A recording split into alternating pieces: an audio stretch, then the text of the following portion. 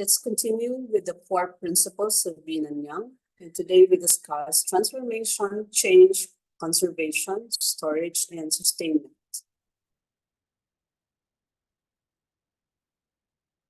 Yin corresponds to conservation and storage.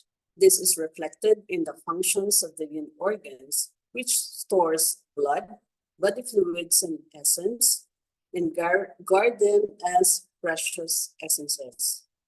Yang corresponds to transformation and change. This is reflected in the function of the yang organs, which are constantly filled and emptied, and which constantly transform, transport, and excrete.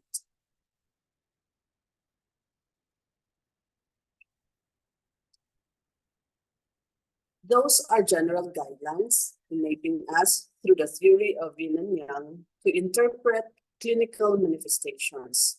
All symptoms and signs can be interpreted in the light of the above guidelines because all clinical manifestations arise from a separation of Yin and Yang. In health, Yin and Yang are harmoniously blended in a dynamic balance. When Yin and Yang are so balanced, they cannot be identified as separate entities. Hence, symptoms and signs do not appear. For example, if Yin and Yang and Qi and blood are balanced, the face will have a normal pink, flourishing color and will be neither too pale nor too red, neither too colorless nor too dark, and so on. In other words, nothing can be observed. If Yin and Yang are out of balance, they become separated. There will be too much of one or the other, and the face will be either too pale if there is an excess of Yin, or too red if there is an excess of Yang. Yin and Yang therefore show themselves when they are out of balance. One can visualize the Yin-Yang supreme ultimate symbol spinning very fast. In this case, the white and the black will not be visible because they cannot be separated by the eye. Similarly, when Yin and Yang are balanced and moving harmoniously, they cannot be separated. They are not visible and symptoms and signs will not arise. All symptoms and signs can be interpreted in this way, that is, as a loss of balance of Yin and Yang. Another example, if Yin and Yang are balanced, urine will be of a normal pale yellow color and of normal amount. If Yin is in excess, it will be very pale, looking almost like water and profuse. If Yang is in excess, it will be rather dark and scanty. So to summarize, all symptoms and signs are ultimately due to an imbalance between Yin and Yang. Keeping in mind the general principles of Yin and Yang character of symptoms and signs, we can list the main clinical manifestations as follows. Acute disease is ascribed to Yang, while if it's a chronic disease, it's Yin. If the onset is rapid, it's Yang. If the onset is gradual, it's Yin. There is rapid pathological changes, it is Yang. While if it's a lingering disease, it's Yin. If there is heat, it's Yang. While if it's cold, it's Yin.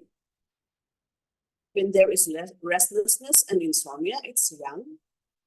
When there is sleepiness and listlessness, it's Yin.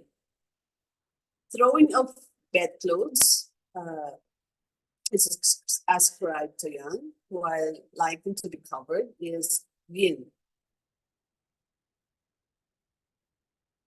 A person who likes to lie stretched out is of Yang nature, while one who likes to curl up is Yin. Hot limbs and body is ascribed to Yang, cold limbs and body is to Yin.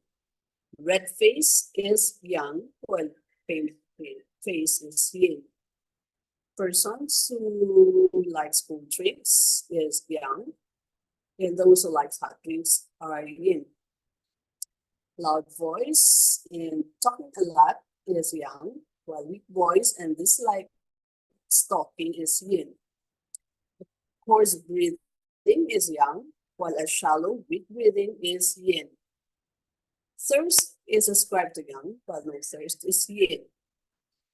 A scanty dark urination is yang, while a profuse pale urination is yin. Constipation is yang, while loose stools is yin.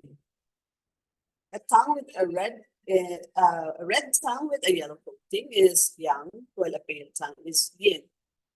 A fast or a full pulse is yang, while an empty pulse is yin.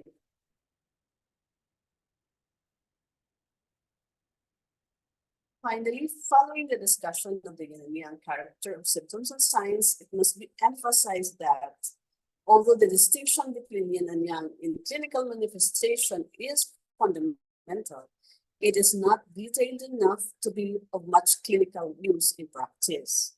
For example, if the face is too red, it indicates an excess of yang. However, this conclusion is too general to give any indication as to what the appropriate treatment should be, since the face could in fact be red from full heat or empty heat from yin deficiency, both of which can be classified as excess of yang. If it was red from full heat, one must further distinguish which organ is mostly involved. It could be red from liver fire, heart fire, lung heat, or stomach heat. The treatment would be different in each case. The theory of yin and yang, although fundamental, is thus too general to give concrete guidelines as to the treatment needed. Thank you for listening.